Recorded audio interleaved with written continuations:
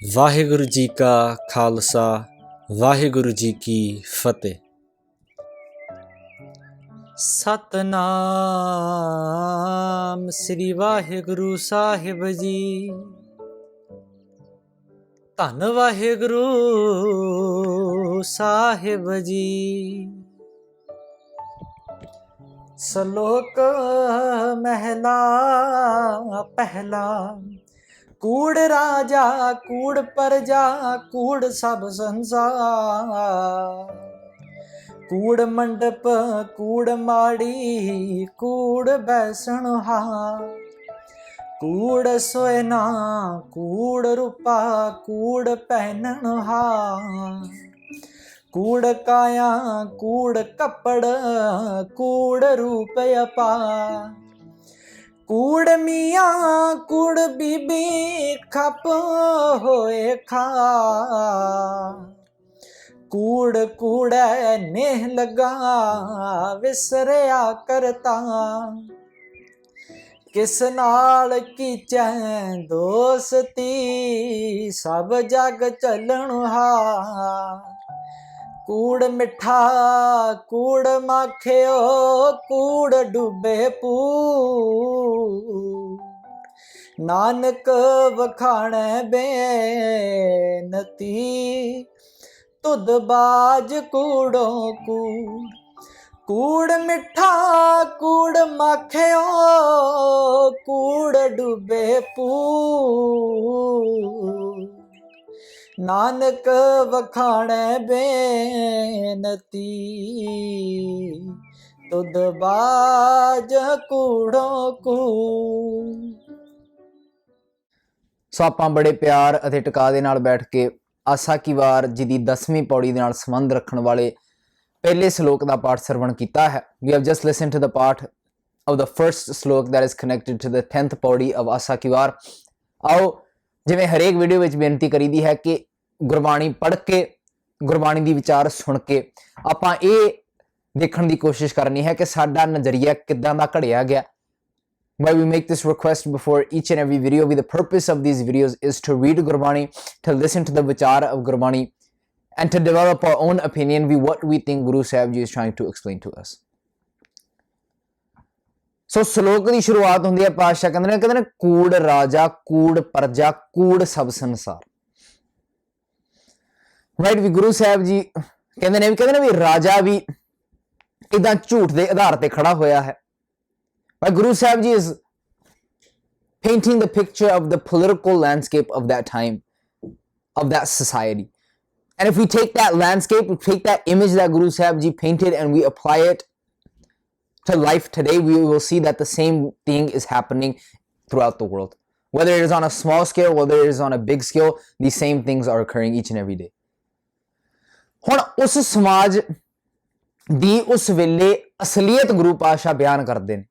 ਪਰ ਜੇ ਤੁਸੀਂ ਧਿਆਨ ਨਾਲ ਵੇਖੋਗੇ ਤਾਂ ਇਹ ਅਸਲੀਅਤ ਜਿਹੜੀ ਹੈ ਆ ਜਿਹੜੀ ਸੀਨ ਹੈ ਜਿਹੜੀ ਪਿਕਚਰ ਹੈ ਇਹ ਹਰੇਕ ਸਮਾਜ ਦੇ ਵਿੱਚ ਅੱਜ ਵਾਪਰ ਰਹੀ ਹੈ।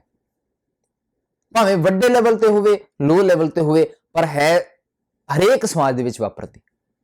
ਕਹਿੰਦੇ ਕੂੜ ਰਾਜਾ ਜਿਹੜਾ ਰਾਜਾ ਹੈ ਉਹ ਝੂਠ ਦੇ ਆਧਾਰ ਤੇ ਖੜਾ ਹੋਇਆ ਹੈ। Like the leaders, they are standing on the basis of falsehood. ਕਹਿੰਦੇ ਕੂੜ ਰਾਜਾ ਤੇ ਜੇ ਰਾਜਾ ਹੀ ਝੂਠ ਦੇ ਆਧਾਰ ਤੇ ਖੜਾ ਹੋਇਆ ਹੈ ਤਾਂ ਪਰਜਾ ਨੇ ਕਿੱਥੇ ਜਾ ਕੇ ਖੜਨਾ ਹੈ। If the leading class is standing on a falsehood, where are the people that they are leading? Where will they go? They will also stand on that same basis. ਕਹਿੰਦੇ ਨੇ ਉਹਨਾਂ ਨੇ ਵੀ ਝੂਠ ਦੇ ਆਧਾਰ ਤੇ ਖੜੇ ਹੋਣਾ ਹੈ। ਕੂੜ ਰਾਜਾ ਕੂੜ ਪਰਜਾ ਕੂੜ ਸਭ ਸੰਸਾਰ। ਕਹਿੰਦੇ ਨੇ ਆਹ ਸੰਸਾਰ ਦੀ ਪੂਰੀ ਕਹਾਣੀ ਹੈ। This is the way of the world. Right? The leading class is corrupt. And then what will happen? The people will all follow the class. And then what will happen? Holy, that whole society will become corrupt. Like we see today, right? Whether we look at India's third world countries, even in first world countries, we see that this scene is occurring each and every day. ਕੂੜ ਰਾਜਾ ਕੂੜ ਪਰਜਾ ਕੂੜ ਸਭ ਸੰਸਾਰ।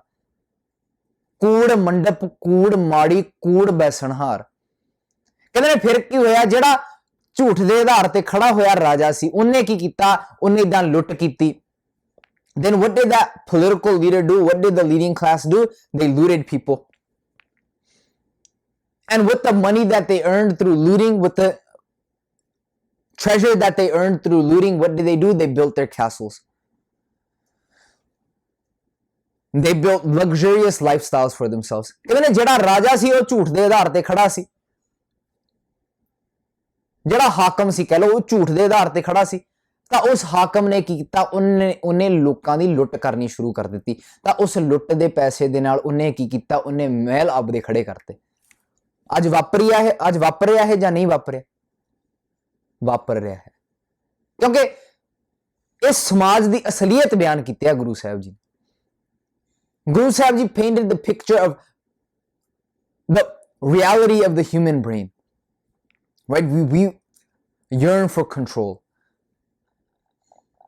Everyone wants to dominate. Everyone wants to be dominant. They like manipulating the people so that they can step back and live in palaces, that they can live any type of lifestyle they want. ਕੂੜ ਮੰਡਪ, ਕੂੜ ਮਾੜੀ, ਕੂੜ ਬੈਸਣਹਾਰ। ਤਾਂ ਜਿਹੜੇ ਲੋਕ ਉਹਨਾਂ ਮਹਿਲਾਂ ਦੇ ਵਿੱਚ ਬਹਿੰਦੇ ਨੇ ਉਹ ਵੀ ਝੂਠ ਦੇ ਆਧਾਰ ਤੇ ਖੜੇ ਹੋਏ। ਕੂੜ ਸੋਨਾ, ਕੂੜ ਰੁਪਾ, ਕੂੜ ਪਹਿਨਣਹਾਰ। ਕਹਿੰਦੇ ਨੇ ਲੁੱਟ ਦਾ ਇਹ ਸੋਨਾ ਪਾਉਂਦੇ ਹਨ, right? They wear garments, they wear jewelry. And where did they earn that jewelry? Through plundering people. That jewelry was earned on the basis of falsehood. So the people who wear that jewelry, the people who enjoy these false pleasures, what are they at the end of the day? They are also false. ਕਹਿੰਦੇ ਜਿਹੜਾ ਸੋਨਾ ਪਾਉਂਦੇ ਨੇ, ਜਿਹੜਾ ਰੁਪਾ ਪਾਉਂਦੇ ਨੇ, ਜਿਹੜੀ ਚਾਂਦੀ ਪਾਉਂਦੇ ਨੇ, ਉਹ ਝੂਠ ਦੇ ਆਧਾਰ ਤੇ ਇਕੱਠੀ ਕੀਤੀ ਗਈ। ਤੇ ਜਿਹੜਾ ਇਹ ਸਾਰਾ ਕੁਝ ਪਹਿਨਦਾ ਹੈ ਉਹ ਵੀ ਝੂਠ ਦੇ ਆਧਾਰ ਤੇ ਖੜਾ ਹੋਇਆ ਹੈ। ਕੂੜ ਸੋਨਾ, ਕੂੜ ਰੁਪਾ, ਕੂੜ ਪਹਿਨਣਹਾਰ, ਕੂੜ ਕਾਇਆ, ਕੂੜ ਕੱਪੜ, ਕੂੜ ਰੂਪ ਅਪਾਰ।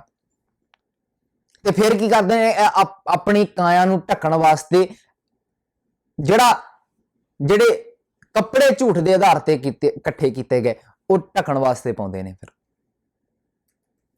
ਪਰ ਉਹਨਾਂ ਨੂੰ ਇਹ ਨਹੀਂ ਪਤਾ। Guru Sahib ji says they do all these things standing on the base of falsehood. They enjoy all these worldly pleasures, but they do not understand ਵੀ ਕੂੜ ਮੀਆਂ, ਕੂੜ ਬੀਬੀ, ਖੱਪ ਹੋਏ ਖਾਰ।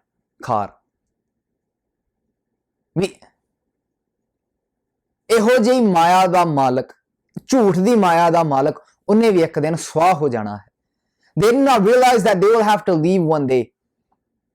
All the effort, all the time that they are taking to manipulate the public, to gather all this wealth, to experience all these worldly pleasures, they do not understand that in the blink of an eye, all that can be taken from them. So what is Guru Pasha trying to do here? He is trying to awaken the public. ਸਾਨੂੰ ਜਗਾਉਣ ਦੀ ਕੋਸ਼ਿਸ਼ ਕਰਦੇ ਨੇ। ਕਹਿੰਦੇ ਨੇ ਇਹਨਾਂ ਨੇ ਤਾਂ ਕਰਨਾ ਹੀ ਕਰਨਾ, ਤੁਸੀਂ ਜਾਗ ਕੇ ਇਹਨਾਂ ਦੀ ਜਾਲ ਵਿੱਚੋਂ ਨਿਕਲਣ ਦੀ ਕੋਸ਼ਿਸ਼ ਕਰੋ। The people who want to control, the people who are thirsty for power, they are going to do so no matter what. But we have the ability to break free of these shackles. We have the ability to ask questions. We have the ability to challenge the status quo. ਕੂੜ ਮੀਆਂ, ਕੂੜ ਬੀਬੀ, ਖੱਪ ਹੋਏ ਖਾਰ। ਕੂੜ ਕੂੜੇ ਨੇ ਲੱਗਾ, ਪਰ ਆਹ problem ਹੈ। But this is the problem. The problem is that the world enjoys, it is comfortable in the place that they are in. Society is comfortable. We are comfortable. We are okay with being plundered. We are okay with where we are. We are okay following the herd. ਕਹਿੰਦੇ problem ਇਹੀ ਹੈ ਕਿ ਜਿਹੜਾ ਸਮਾਜ ਹੈ ਉਹ ਇਦਾਂ comfortable ਮਹਿਸੂਸ ਕਰਦਾ ਹੈ। ਉਹ ਭੇਡ ਚਾਲ ਕਹਿ ਲੋ ਵੀ ਜਿੱਦਾਂ ਲੋਕੀ ਚੱਲਦੇ ਨੇ ਉਦਾਂ ਚੱਲਣ ਵਿੱਚ ਕੰਫਰਟੇਬਲ ਮਹਿਸੂਸ ਕਰਦਾ ਹੈ। ਤੇ ਆਹ ਪ੍ਰੋਬਲਮ ਹੈ। ਜਿਨ੍ਹਾਂ ਨੂੰ ਸੱਚ ਪਤਾ ਹੈ, ਜਿਨ੍ਹਾਂ ਨੂੰ ਸੱਚ ਪਤਾ ਸੀ, ਉਹ ਅੱਜ ਚੁੱਪ ਹਨ। ਉਸ ਵੇਲੇ ਵੀ ਚੁੱਪ ਸਨ ਤੇ ਗੁਰੂ ਸਾਹਿਬ ਜੀ ਨੇ ਉਹਨਾਂ ਨੂੰ ਟੋਕਿਆ, ਤਾਂ ਜਿਹੜੇ ਅੱਜ ਵੀ ਚੁੱਪ ਹਨ ਉਹਨਾਂ ਨੂੰ ਟੋਕਣ ਦਾ ਸਾਡਾ ਫਰਜ਼ ਬਣਦਾ ਕਿ ਨਹੀਂ ਬਣਦਾ? ਬਣਦਾ ਨਾ। ਜਿਨ੍ਹਾਂ ਨੂੰ ਸੱਚ ਪਤਾ ਹੈ, ਜੇ ਅੱਜ ਵੀ ਨਾ ਬੋਲਣ, ਜੇ ਕਹਿਣ ਨਹੀਂ ਅਸੀਂ ਤਾਂ 10 ਸਾਲ ਪਹਿਲਾਂ ਸੱਚ ਸੁਣਾ ਦਿੱਤਾ ਸੀ, ਜਾਂ 10 ਸਾਲ ਠਹਿਰ ਕੇ ਜਿਹੜੇ ਕਹਿਣ ਅਸੀਂ ਉਦੋਂ ਉਸ ਵੇਲੇ ਵੀ ਸੱਚ ਜਾਣਦੇ ਸਨ, ਹੁਣ ਅੱਜ ਅਸੀਂ ਸੱਚ ਸੁਣਾਉਣੇ ਆ, ਉਹਦਾ ਫਾਇਦਾ ਆ ਕੋਈ? No, right? The truth only matters when it is spoken in a timely manner. ਸੱਚ ਉਦੋਂ ਮੈਨੇ ਰੱਖਦਾ ਹੈ। ਹੁਣ ਮੰਨ ਲਓ ਗੁਰੂ ਸਾਹਿਬ ਜੀ ਬਾਬਰ ਨੂੰ ਜਾਬਰ ਕਹਿੰਦੇ ਹਨ, ਠੀਕ ਹੈ ਜੀ। ਜੇ ਬਾਬਰ ਦੇ ਜਾਣ ਤੋਂ ਬਾਅਦ ਗੁਰੂ ਪਾਤਸ਼ਾਹ ਜਾਬਰ ਕਹਿੰਦੇ, ਫਿਰ ਕੋਈ ਮੈਨੇ ਰੱਖਣਾ ਸੀ ਉਸ ਗੱਲ ਦਾ? ਮੈਂ ਨਹੀਂ ਨਾ। ਬਾਬਰ ਨੂੰ ਜਾਬਰ ਕਹਿਣ ਦੀ ਹਿੰਮਤ ਉਹਨਾਂ ਨੇ ਕੀਤੀ। ਬਾਬਰ ਨੂੰ ਜਾਬਰ ਕਹਿਣ ਦੀ ਅਸੀਂ ਵਡਿਆਈ ਕਰਦੇ ਹਾਂ, ਕਿਉਂ? ਕਿਉਂਕਿ ਉਹਨਾਂ ਨੇ ਸੱਚ ਸੁਣਾਈ ਸੀ, ਸੱਚ ਕੀ ਬੇਲਾ ਵਾਲੀ ਗੱਲ ਕੀਤੀ ਹੈ। ਇਸ ਕਰਕੇ ਪਾਤਸ਼ਾਹ ਕਹਿੰਦੇ ਨਹੀਂ ਯਾਰ, ਕਿਸੇ ਨੂੰ ਤਾਂ ਬੋਲਣਾ ਪਵੇਗਾ। ਕੂੜ ਕੂੜੇ ਨੇ ਲੱਗਾ ਵਿਸਰਿਆ ਕਰਤਾਰ, ਕਹਿੰਦੇ ਲੋਕਾਂ ਨੂੰ ਸੱਚ ਭੁੱਲ ਗਿਆ। The people became comfortable and they started compromising with their values. ਤੇ ਫਿਰ ਪਾਤਸ਼ਾਹ ਕਹਿੰਦੇ ਯਾਰ ਕਿਸੇ ਨਾਲ ਕੀਚੇ ਦੋਸਤੀ, why do you compromise with your values? ਕਹਿੰਦੇ ਕਿਉਂ ਸਮਝੌਤਾ ਕਰ ਰਹੇ ਹੋ ਤੁਸੀਂ ਯਾਰ? ਤੁਹਾਨੂੰ ਪਤਾ ਨਹੀਂ ਕਿ ਕਿਸ ਨਾਲ ਕੀਚੇ ਦੋਸਤੀ ਸਭ ਜਗ ਚੱਲਣਹਾਰ, ਵੀ ਸਾਰਾ ਸੰਸਾਰ ਹੀ ਚਲਾਇਮਾਨ ਹੈ, ਕਿਸੇ ਨੇ ਥਿਰ ਰਹਿਣਾ ਨਹੀਂ। No one can remain permanent in this world on a physical level. ਪਰ ਤੁਹਾਡੀਆਂ ਕਈਆਂ ਹੋਈਆਂ ਗੱਲਾਂ ਤਾਂ ਇੱਥੇ ਰਹਿ ਸਕਦੀਆਂ। ਠੀਕ ਹੈ ਭਾਈ, ਬੜੇ ਵਿਦਵਾਨ ਹੋਏ ਨੇ ਸਾਡੀ ਕੌਮ ਦੇ ਵਿੱਚ, ਬੜਿਆਂ ਲੋਕਾਂ ਨੂੰ ਸੱਚ ਪਤਾ ਹੈ ਔਰ ਅੱਜ ਬੋਲਦੇ ਨਹੀਂ ਕਿਉਂਕਿ ਉਹ ਕੰਫਰਟੇਬਲ ਹੋ ਗਏ।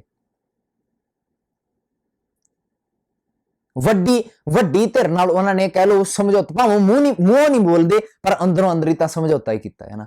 ਕੋਈ ਨਾ, ਜਿੱਦਾਂ ਤੁਸੀਂ ਚੱਲਦੇ ਹੋ ਉਦਾਂ ਚੱਲੀ ਜਾਓ, ਅਸੀਂ ਆਪਣਾ ਕੰਮ ਕਰੀ ਜਾਣਾ। ਸਾਨੂੰ ਪਤਾ ਤੁਸੀਂ ਗਲਤ ਕਰ ਰਹੇ ਹੋ, ਪਰ ਸਾਡੇ ਅੰਦਰ ਇੰਨੀ ਹਿੰਮਤ ਨਹੀਂ ਕਿ ਅਸੀਂ ਤੁਹਾਨੂੰ ਟੋਕ ਸਕੀਏ। ਤੇ ਜਿਹੜਾ ਬੰਦਾ ਟੋਕ ਰਿਹਾ ਉਹਨਾਂ ਨੂੰ, ਜਿਹੜਾ ਬੰਦਾ ਵੱਡੀ ਧਿਰ ਨੂੰ ਟੋਕ ਰਿਹਾ ਵਾ, ਉਹਦਾ ਸਾਥ ਕੀ ਦੇਣਾ ਸੀ ਯਾਰ? ਇਹ ਉਹਨੂੰ ਵੀ ਗਲਤ ਕਹਿਣ ਲੱਗ ਪਿਆ। ਆਪਾਂ ਦੇਖ ਲਈਏ ਵੀ ਭਾਈ ਰਣਜੀਤ ਸਿੰਘ ਜੀ ਦੇ ਨਾਲ ਅੱਜ ਕੀ ਕੁਝ ਵਾਪਰਿਆ ਹੈ। ਜਿਹਨਾਂ ਨੂੰ ਸੱਚ ਪਤਾ ਸੀ ਉਹ ਅੱਜ ਸਾਥ ਦੇਣਾ ਚਾਹੀਦਾ ਸੀ ਉਹਨਾਂ ਨੂੰ, ਪਰ ਕਹਿੰਦੇ ਨਹੀਂ ਯਾਰ ਅਸੀਂ ਤਾਂ ਠੀਕ ਹਾਂ, ਜਿੱਥੇ ਹੈਗੇ ਹਾਂ ਅਸੀਂ ਠੀਕ ਹਾਂ। ਫਿਰ 10 ਸਾਲ ਬਾਅਦ ਕਹਿਣਾ ਨਹੀਂ ਜੀ ਸਾਨੂੰ ਤਾਂ ਸੱਚ ਪਤਾ ਸੀ, ਗੁਰਬਾਣੀ ਵਿੱਚ ਲਿਖਿਆ ਹੈ ਏਦਾਂ, ਅਸੀਂ ਪੜ੍ਹੀ ਆ, ਅਸੀਂ ਸੁਣਾਈ ਆ ਗੁਰਬਾਣੀ, ਸਾਨੂੰ ਤਾਂ ਪਤਾ ਆ, ਪਰ ਮੌਕੇ ਸਿਰ ਨਹੀਂ ਸੱਚ ਬੋਲਿਆ। ਤੇ ਪਾਤਸ਼ਾਹ ਇਹੀ ਗੱਲ ਸਮਝਾਉਣਾ ਚਾਹੁੰਦੇ ਨੇ ਸਾਨੂੰ ਵੀ ਕਿਸ ਨਾਲ ਕੀਚੇ ਦੋਸਤੀ ਯਾਰ, ਵੀ ਸ਼ਰਮ ਕਰੋ। ਤੁਹਾਨੂੰ ਪਤਾ ਆ ਕਿਸੇ ਨੇ ਥਿਰ ਨਹੀਂ ਰਹਿਣਾ, ਜਿੰਨਾ ਚਿਰ ਹੈਗੇ ਹੋ ਤੁਸੀਂ ਕੁਛ ਉਸਾਰੂ ਕੰਮ ਕਰੋ, ਕੁਛ ਦਵੋ ਸਮਾਜ ਨੂੰ। Give something for the betterment of society. If you know that nothing is going to remain permanent, if you know the truth, why not speak it when you know it? Because ਕੂੜ ਕੂੜੇ ਨੇ ਲੱਗਾ ਵਿਸਰਿਆ Kartar, forsaken their responsibilities, they have forsaken the truth that they know. They have turned their backs on it. ਤੇ ਫਿਰ ਪਾਤਸ਼ਾਹ ਕਹਿੰਦੇ ਨੇ ਕੂੜ ਮਿੱਠਾ ਕੂੜ ਮਾਖਿਓ ਕੂੜ ਡੁੱਬੇ ਪੂਰ। ਕਹਿੰਦੇ ਲੋਕਾਂ ਨੇ ਝੂਠ ਦੇ ਨਾਲ ਪਿਆਰ ਪਾ ਲਿਆ। The people have fell in love with this concept of everything being founded on the basis of falsehood. ਕੂੜ ਮਿੱਠਾ ਕੂੜ ਮਾਖਿਓ ਕੂੜ ਡੁੱਬੇ ਪੂਰ। ਕਹਿੰਦੇ ਨੇ ਪੂਰਾਂ ਦੇ ਪੂਰ ਇਦਾਂ ਇਸ ਜਾਲ ਦੇ ਵਿੱਚ ਡੁੱਬ ਗਏ, ਝੂਠ ਨੂੰ ਇਦਾਂ ਸੱਚ ਮੰਨ ਲਿਆ ਇਹਨਾਂ ਨੇ, ਮਿੱਠਾ ਕਰਕੇ ਖਾਇਆ ਕੌੜਾ ਉਪਜਿਆ ਸਾਗ। ਫਿਰ ਗਾਂ ਜਾ ਕੇ ਪਤਾ ਲੱਗਦਾ ਨਾ ਵੀ ਜਿਹੜੀ ਚੀਜ਼ ਨੂੰ ਅਸੀਂ ਮਿੱਠਾ ਕਹਿ ਰਹੇ ਸੀ ਉਹ ਅਸਲ ਦੇ ਵਿੱਚ ਜ਼ਹਿਰ ਸੀ, ਉਹ ਅਸਲ ਦੇ ਵਿੱਚ ਸਿਹਤ ਲਈ ਹਾਨੀਕਾਰਕ ਸੀ। ਇਸ ਕਰਕੇ ਪਾਤਸ਼ਾਹ that's why ਗੁਰੂ ਸਾਹਿਬ ਜੀ ਸੇ ਕੂੜ ਮਿੱਠਾ ਕੂੜ ਮਾਖਿਓ ਕੂੜ ਡੁੱਬੇ ਪੂਰ। ਅੱਛਾ ਪਾਤਸ਼ਾਹ ਇਹ ਗੱਲ ਸਮਾਜ ਦੇ ਵਿੱਚ ਲਾਗੂ ਕਿੰਨੇ ਕਰਨੀ ਹੈ? All these things that Guru Pasha is saying, who is going to implement them in society? ਤੇ ਪਾਤਸ਼ਾਹ ਕਹਿੰਦੇ ਨੇ ਨਾਨਕ ਵਖਾਣੇ ਬੇਨਤੀ ਤੁਧ ਬਾਜ ਕੂੜੋ ਕੂਰ। ਵੀ ਜੇ ਬੰਦਿਆ ਤੂੰ ਨਾ ਜਾਗੇ ਹਨਾ, ਫਿਰ ਇਦਾਂ ਹੀ ਸਾਈਕਲ ਚੱਲੀ ਜਾਣਾ। If you do not wake up, if you do not speak the truth when you know it, if you do not go out there and try to challenge the status quo, then this cycle is going to keep continuing, and it has continued for generations. So ਇਸ ਕਰਕੇ ਜੇ ਅਸੀਂ ਇਸ cycle ਨੂੰ ਤੋੜਨਾ ਚਾਹੁੰਦੇ ਹਾਂ ਤਾਂ ਸਾਨੂੰ ਕੀ ਕਰਨਾ ਪਵੇਗਾ?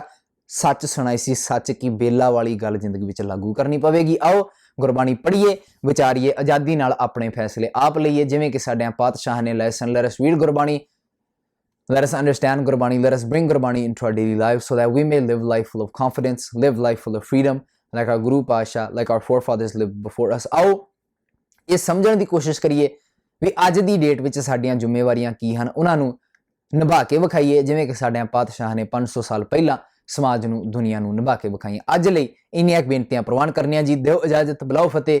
वाहिगुरू जी का खालसा, वाहिगुरू जी की फतेह जी।